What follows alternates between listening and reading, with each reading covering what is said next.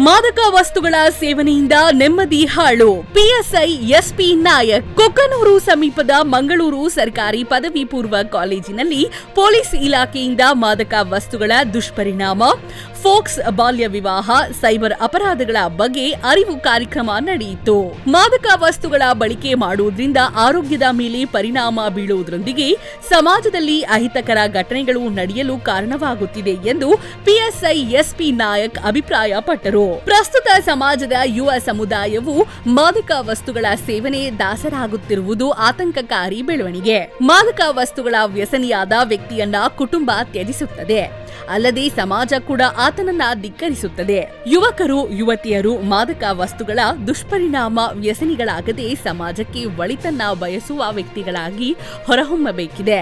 ಮಾದಕ ವಸ್ತುಗಳ ಉಪಯೋಗ ನಿರ್ಮೂಲನೆ ಮಾಡುವ ನಿಟ್ಟಿನಲ್ಲಿ ಪ್ರತಿಯೊಬ್ಬರೂ ಕಾರ್ಯಪ್ರವೃತ್ತರಾಗಬೇಕು ಹಾಗೂ ಪ್ರತಿಯೊಬ್ಬರೂ ಹೆಲ್ಮೆಟ್ ಧರಿಸಿ ವಾಹನಗಳನ್ನ ಚಲಿಸಬೇಕು ಎಂದು ಹೇಳಿದರು. ಈ ಸಂದರ್ಭದಲ್ಲಿ ಪ್ರಾಂಶುಪಾಲರು ಪ್ರಭುರಾಜ್, ಸಿಬ್ಬಂದಿಗಳಾದ ಫಕೀರಪ್ಪ ಬೇವಿನಗಿಡತ್, ಮಲ್ಲಿಕಾರ್ಜುನ್, ಡಿಎಸ್ಎಚ್ಜಿ ಬೊಮ್ಮನಾಳ, ಸಲೀಂ ಪಾಷಾ ಹಾಗೂ ಪೊಲೀಸ್ ಸಿಬ್ಬಂದಿಗಳಾದ ಗವಿಸಿದ್ದಯ್ಯ ಹಿರೇಮಠ, ಬಸವರಾಜ್ ವಾಲಿಕರ್ ಹಾಗೂ ವಿದ್ಯಾರ್ಥಿಗಳು ಸೇರಿದಂತೆ ಮತ್ತಿತರರು ಉಪಸ್ಥಿತರಿದ್ದರು.